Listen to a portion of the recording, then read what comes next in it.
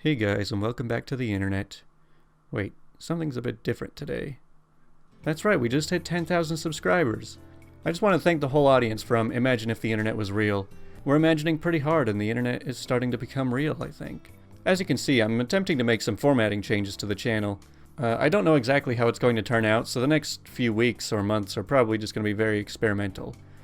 But let's get on to the first story, called There Is Nothing More Satisfying Than the Feeling of Hanging Up on an Irate Profane Caller. You've kept your composure, you've been polite, but the loony on the other side of the phone is not willing to accept your answer. They want to speak to a manager, but you know the answer won't change it, and you tell them so. Thankfully, your company doesn't require you to subject yourself to verbal abuse, so when appropriate, you're allowed to disconnect. Again, I'm very sorry, but this is policy, and there's nothing further we can do. Have a great day. Click. The person on the other end isn't used to this. Usually when they kick and scream, they get their way. They always speak to the manager because they are special. Not today, bud. I hope your face is as red as a tomato when you're punching holes in the wall while your wife screams in the background. It's the little victories, folks. I hope this becomes a new trend. We need to start fighting back against the old saying, the customer is always right. But sometimes as a customer you have to fight for it too. With this next one called, Refuse a $40 refund? Alrighty then. So last September, my wife had planned a wonderful Father's Day present for me. Father's Day is in September in Australia. This was to be my first ever Father's Day as a new dad, so to mark the occasion, my wife had arranged to have our daughter's face laser etched onto a dog tag. However, the day before Father's Day, she received the item back and it was all, shall we say, subpar. So she came to me and showed me my present early. Now I've had some experience with crappy retailers before and remembered to always come prepared when disputing the quality of any goods and services. So I set my phone to record all audio and approached the retailer. I explained that my wife was upset at the quality of the engraving, and rightfully so. I requested a refund and was immediately met with resistance. To begin with, they blamed the quality of the photo we provided. Then when I disputed that, they said the laser engraving doesn't do depth very well and some faces can end up with some shadows missing. End of conversation. They refused a refund and threatened to call security if I didn't leave. The engraver is located in a mall that I also happen to work in. My wife and I left. We straightaway left a less than glowing review on their Google page. This was met with accusations of us being unreasonable and threatening violence. Ours was not the only review to which they had this response. They informed us that the matter had been passed on to the local police and that the restraining order had been applied for. We immediately called the local police stations and were delighted to hear that they had never heard of the company in question. After some thought, and me being the stubborn guy that I am, I decided to forward the matter on to the local small claims tribunal. A month or so passed and our day in the tribunal had arrived. We honestly weren't expecting the engraver to show up, but lo and behold, there he was, at a civil claims court, in camo pants and a hoodie. We met in a room with a mediator, who told us that it may not be worth chasing a $40 refund from someone who was, in short, a dickhead. She warned that it may end up costing more than the service to begin with. But, as mentioned before, I am very stubborn. We pushed forward, opting to go to the hearing. This was when we hear some marvelous news from the engraver. Oh, I did not prepare to go to the hearing today. I haven't got any of my evidence. Ding ding ding. We went to a hearing that day. The registrar ruled in our favor and issued a notice of payment. The business was to pay us $40 within 2 weeks. 2 weeks later, no payment. No surprise, during this time I had been communicating via email with the holder of the engraver's lease, who, in response to my complaint among many others, had decided to terminate the lease, effectively kicking the engraver out of the mall. My man. While the engraver was organizing a new venue for his business, I had filed a motion for a writ for levy of property, meaning the local sheriff was able to enter his premises and relieve him of merchandise to the value of the refund plus court fees, now totaling $139. I informed the engraver, asking him if he would like to settle like a reasonable person or have the sheriff pay him a visit. He was not a reasonable person. Once the writ had been issued, the fee then increased to $225. All I had to do was wait. And wait I did, until March 13th this year, when the sheriff finally attended his business premises. He was offered an ultimatum: pay the fee or have the merchandise repossessed. Ladies and gentlemen, we got him. The man paid. He was stubborn for 6+ months over a $40 refund, only to be down $225 plus $5 interest. But that's not how the law works. Well, the customer may not always be right, but a reasonable customer might have the upper hand over an unreasonable business. Yeah, it seems like we got a lot of retail stories for today. Next is, Lady, it's literally my job to know more than you. So many years ago, when I was in high school, and shortly after, I worked in a very prominent video game retailer. At the time of this story, Fable: The Lost Chapters had just released for the original Xbox. As it was nearing Christmas, of course many parents were shopping for their children's presents.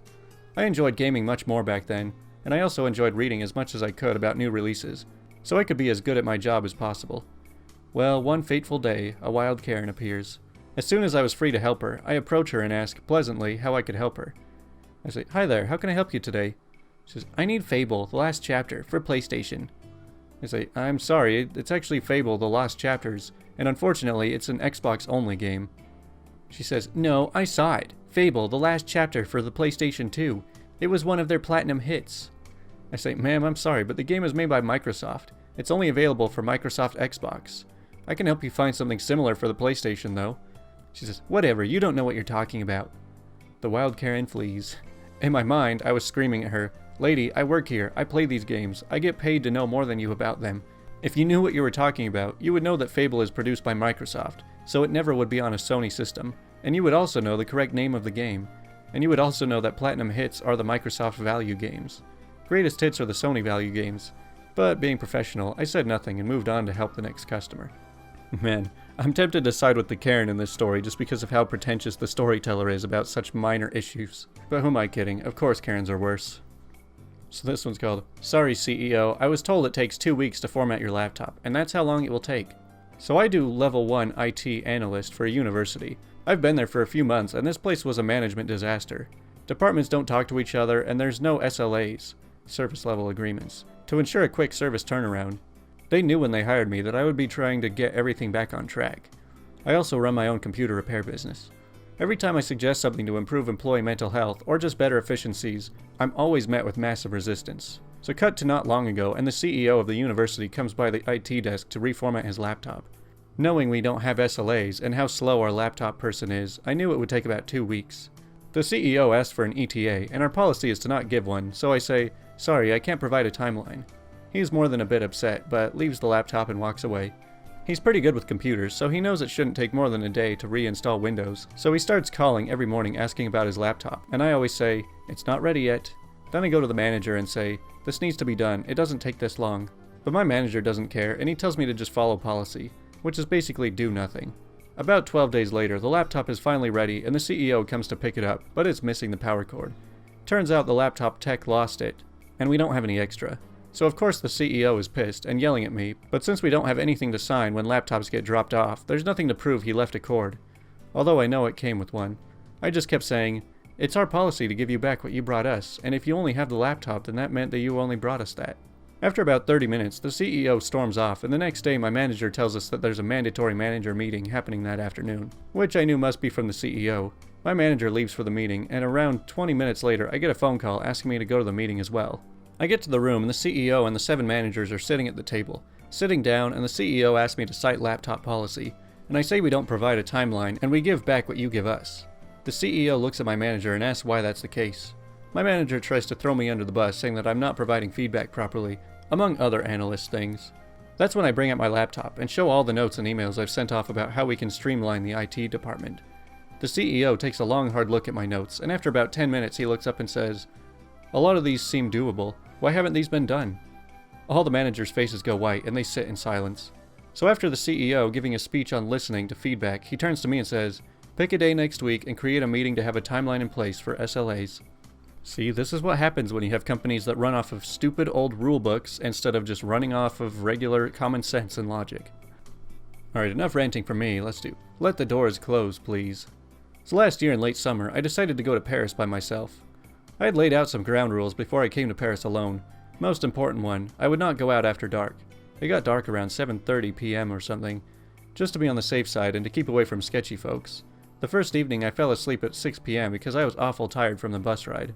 I woke up 3 hours later when it was too late to go out anyway, took a shower, watched some Netflix. Around 11:30 p.m. I got a bad craving for a drink other than water.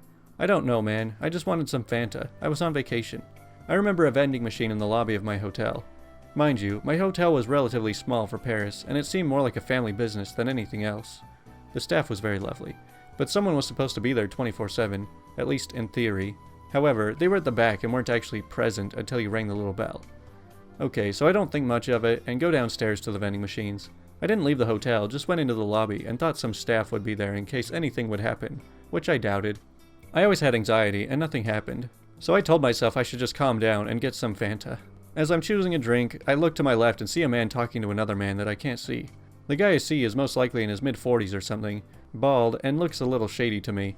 I hurry up the process, grab my drinks fast, rush to the elevator, and try to stay calm. Just because he looked back at me and smiled all weird didn't mean he'd do anything. Finally, the elevator door opens, and this guy is suddenly standing in front of me just outside the elevator. He asked me if I'm alone here. No parents? No friends? All alone? I felt very uneasy and just prayed for this dumb door to close. I didn't really reply, and just, had this pressed and very clearly forced smile on my face. He's all smug and smiling at me, and then finally, the door is closing, and I was ready to feel relieved, but the guy stretched out his arm to stop the door from closing. I thought I was doomed. He asked me, "Don't you want to come into my room tonight? Watch some TV with me?" I was sure he was going to do something to me. He had this very eerie feeling about him that I can't quite put into words. It was dark, he was old and creepy, and I was utterly alone in a city I'd never been in. Might have made him even more eerie. I let out a nope, and the door is closing again. I thanked the heavens that this time he let them close. He did, however, throw me a kiss, and it was gross because it was clearly not appreciated. I was terrified. Checked that he couldn't see where I was going, and on the floor itself also checked whether he was anywhere to be seen so he wouldn't know which one was my room. Was quite shaken up and had to replan my entire day because I didn't have the calm to go to museums.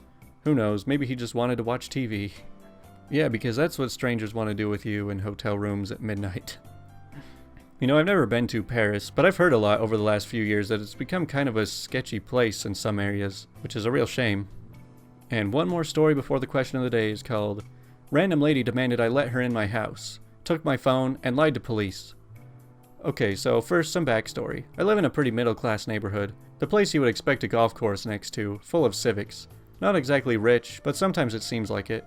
My house is one of the first ones you see when you come into the neighborhood. It's a pretty nice brick house. I always liked the fact that it was right at the entrance, but this day I did not. So I was sitting on my couch playing Minecraft on my Xbox 360. Still a good game. When someone knocked on my door. I have a doorbell. I thought it would just be some delivery since my parents ordered things online a lot. I opened it and said hi. Next thing I knew, some pregnant lady pushed me out of her way and went into my house. I was extremely confused and told her to leave. Notice, I'm a scrawny 15-year-old and my parents were gone. This was the following conversation. I say, "Who are you and why are you here?"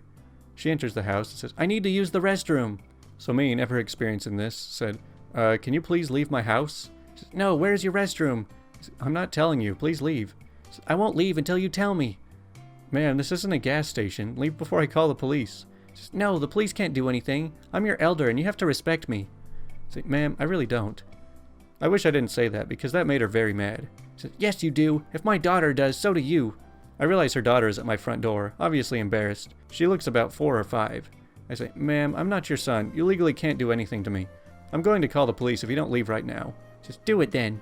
I then pull out my phone and dial 911. This is when the daughter says she likes my phone. I thank her and proceed to call the police when the lady snatches my phone and gives it to the kid. She says, "There you go. Enjoy your new phone." I say, "Give me my phone back." She says, "No, that's your punishment for being so disrespectful." I then remember the landline in the kitchen. I say, "Would you like a drink?" She says, "If you tell me where the bathroom is." I say, "Okay, I'll go get one."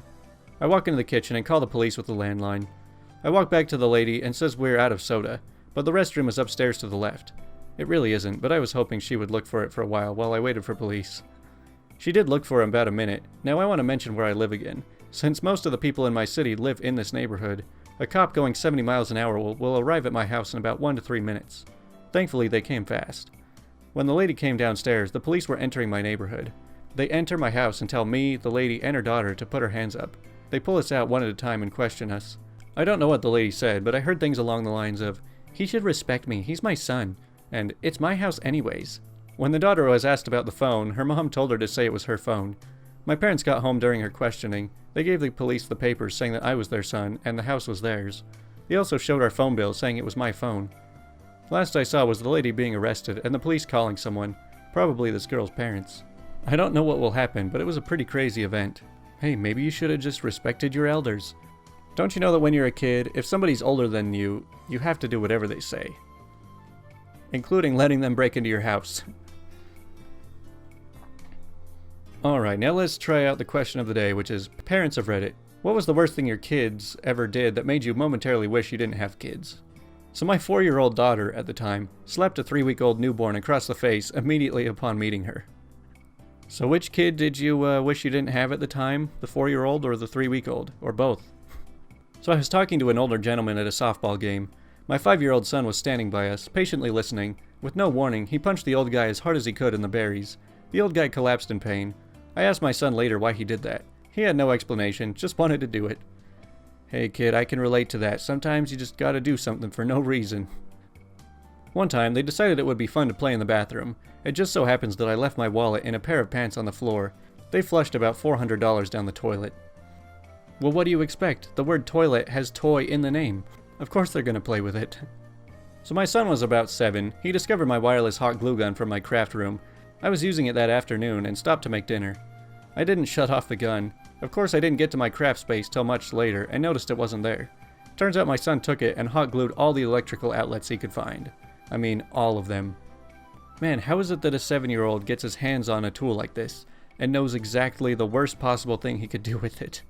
Oh well, at least it was hot glue and not super glue, because I think that hot glue you might still be able to pull it out of there. So when my 3-quarter-year-old daughter, that's a weird way of putting it, asked me very loudly why I don't have down boobies, like the older lady in the swimming pool change room that was standing right next to us getting dressed. She actually laughed and said to enjoy my up boobies while I still had them, but I was still dying inside. Well, I personally am enjoying my no boobies. When my son was 4, we were in the checkout line at the grocery store. There was a very obese man 2 people ahead of us, and unfortunately, my son spotted him. He points and says very loudly, "Mommy, look how fat that man is." My insides go cold, because people around us are trying not to laugh. I say in a very firm voice, "Hey, that's not a nice thing to say." To which he replies, "But he's really fat." Then I tell him to just be quiet. It was the longest I've ever waited to check out. Hey, I mean, he's just pointing out the obvious, okay? You can't blame him for that. Well, that about does it for today's video. Hopefully I don't have a big surge of people unsubscribing because I'm now showing my face. But we'll try out different things. If you have any suggestions, let me know. And I just kind of want to make the content a little more interesting. So thanks for watching.